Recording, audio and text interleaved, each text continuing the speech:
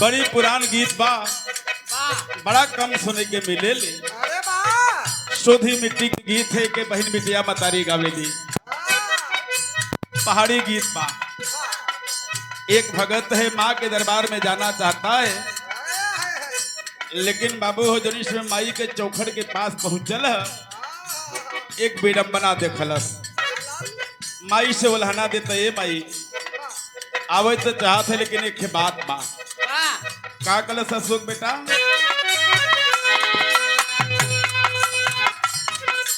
ऊंचे रे पहाड़वा मैया, ऊंचे रे पहाड़वा,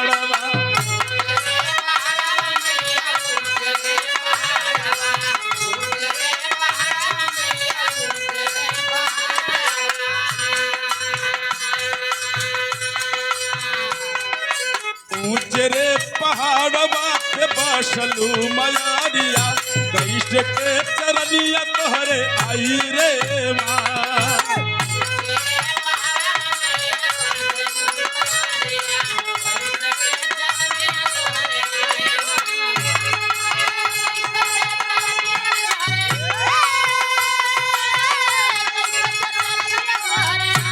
जाओ जाओ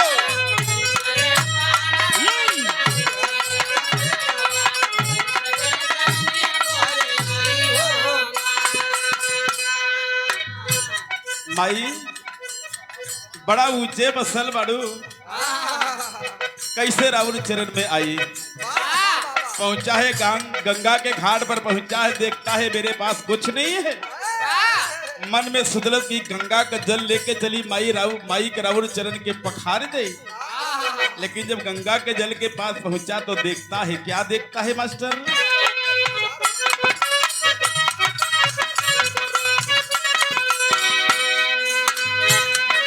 गंगा जी का पनिया मैया, गंगा जी का पनिया,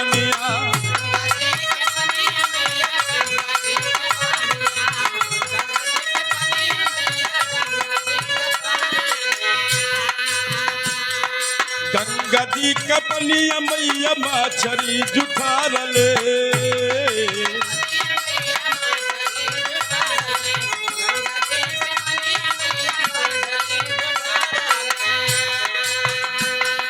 गंगा जी का पनिया मैया, मछली जुठार ले, कैसे कहे पौआ पखारी रे माँ।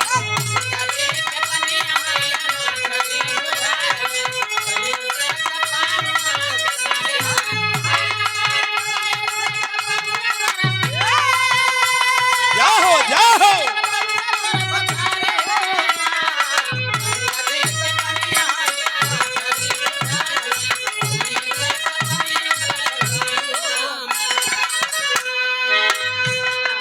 माई, सुतली जल लेके तोहरे चरण में समर्पित करी, लेकिन देखली है कि गंगा के जलवा के मछली अपने मुंह में लेत बा।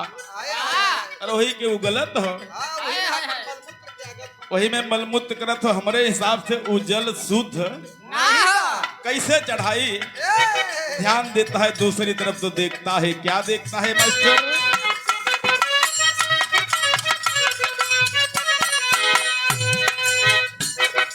बागिया का फूलवा मैया, बागिया का फूलवा,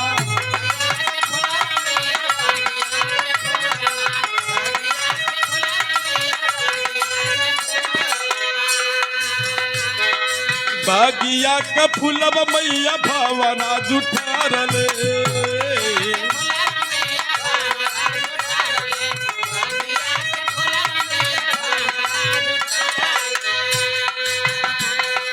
बागिया का फूलवा मैया, भावना जुठार ले, कैसे कहे हर बात चढ़ाई रे माँ।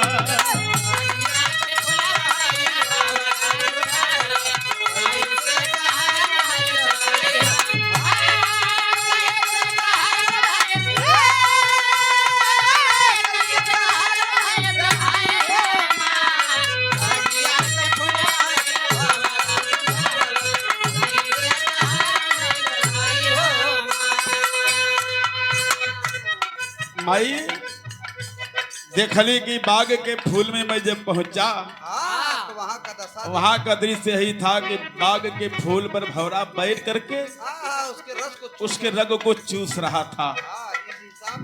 इसलिए मेरे हिसाब से वो भी झूठा है। निराश होकर के घर पे गया, सोच रहा है। क्या सोच रहा है मास्टर?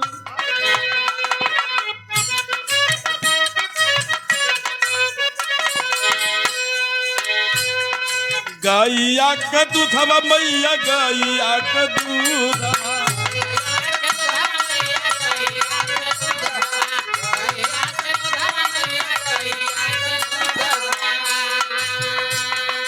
गैया का दूधवा मैया, बाछरू जुठार ले, कैसे कहई खिरिया चढ़ाई रे माँ।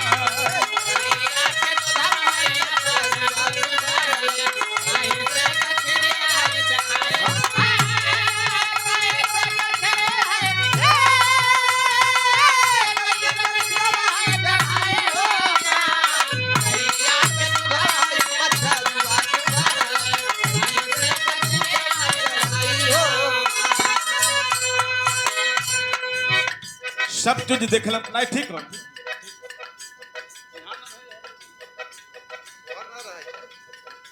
सोच ले आखिरकार गाय का भी दूध जूठा है, गंगा का जल भी जूठा है, बागी का फूल भी जूठा है।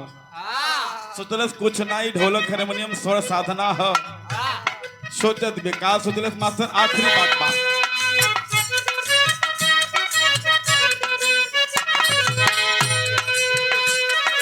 गुरु गणेश का गीतिया मैया, गुरु गणेश का गीतिया,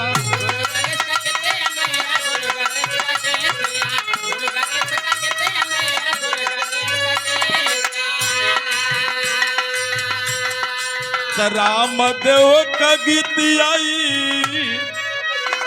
अरे समैया रो कवले,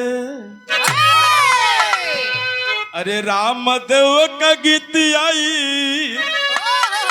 अरे समैया रो कवले, कैसे दिनवा गीतिया अभी गाई रे माँ।